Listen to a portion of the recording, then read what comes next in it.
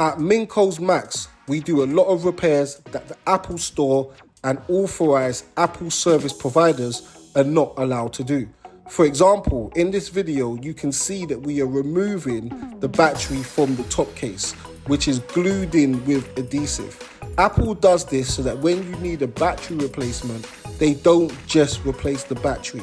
They charge you to replace the entire top case. An entire top case replacement for this item is £400.